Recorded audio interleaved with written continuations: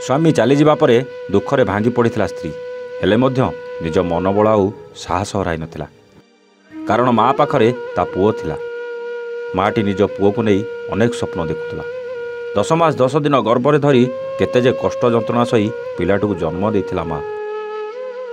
बड़ हेले सेई पुओ कांधरे कांध देई सबु कष्ट को आपणाई नेब और घरर भार को आगे नेब।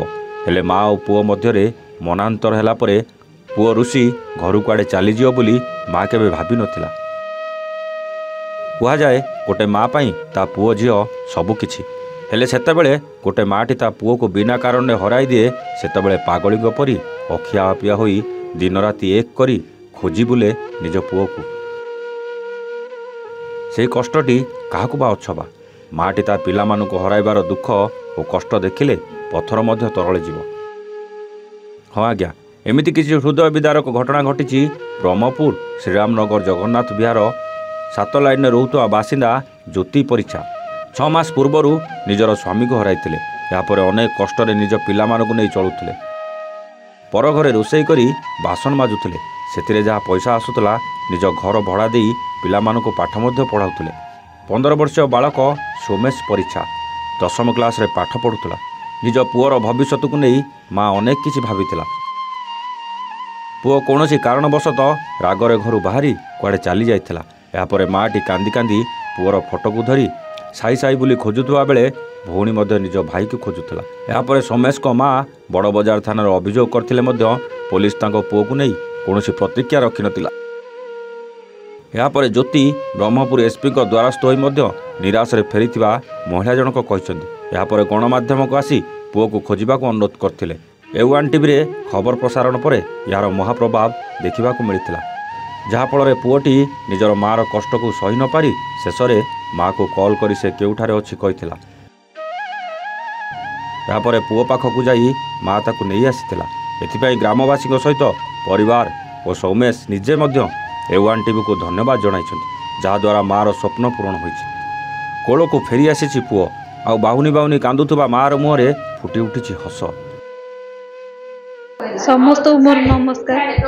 पहले महाप्रभु नृसिंह ठाकुर जो मो पिला मो पाखु आसला हारी से आपे आपे फोन कला मो पाखु आसला हारी ता जाइगिरे बाणली छत्रपुर थिला काम रोसई रही जाइतिला पिला एबे ताऊ जाई धरिक आसिले मो पिला पाई मो बहुत खुशी एबे। समस्त साहाय्य सहयोग जोगु समस्त आशीर्वाद जोगु मो पिला मु पाइली एतिकी ही धन्यवाद जनाऊँ। आपण को मो धन्यवाद अच्छे मो रागर पलैली मो पुनर्बार आसिली पुनर्बार आसिली मो मम्मी को खोजा मो मम्मी को दुख आसिली मो भौणी दिना कौन कही मु आगे जानी कि आओ भूल करेंगे। नमस्कार बहुत खुशी तमें जहाँ तमें साहाय्य कला भाई मिलीगला तुम आपण मान धन्यवाद। आम साई नुहे ब्रह्मपुर नुहे सारा ओडिशा आज खुशी लहर खेली जाइए कारण से माटी जपरी दुखरे बाहुनी बाहुनी कांदुला जेहेतु तो स्वामी की 8 मास तले हरइथिला एवं पुओटी मध्य हजि जाइथिला से बहुत एते काकुति मिनती होता बेले केते कठोर हृदय लोक मध्य ता कथा शुणी तरली जाइछन्ति। मु आपणक A1 टीवी की साधुवाद देवी कारण आपणक द्वारा न जानिया लोक कोण अनुकोण प्रत्येक जगार खबर बाजिला एवं जनसाधारण मध्य साधुवाद देवी प्रत्येक लोक घटना को शेयर करछन्ति एवं तांको दुखरे समदुखी होइछन्ति। ए सब घटना को नहीं जेहेतु पिलाटी बहुत दूर नुहे केवल गंजाम जिले में आम पाखरे ही थिला किंतु आम जानि पार नथिले से आज घर को फेरी आम अंचल आनंद उल्लासर महल खेली जाइए। आज्ञा एथिपाई मु आम अंचल तरफ A1 टीवी अन्य जेते गणमाध्यम ये कार्यक्रम सहयोग कर साधुवाद जनइबी तत्सहित पुणी थे माननीय मुख्यमंत्री को निवेदन करी ओडिशा रे जेते जगार एपरी मिसिंग केस अच्छे से गुरुत्वर सहित नियंतु एवं सार को स्पेशल अनुरोध एगुड़ार पुंखानुपुंख तदंत प्रकृत समस्त थाना मागंतु कारण वान्स मिसिंग रिपोर्ट रेजिस्टर हेले से कान दौना।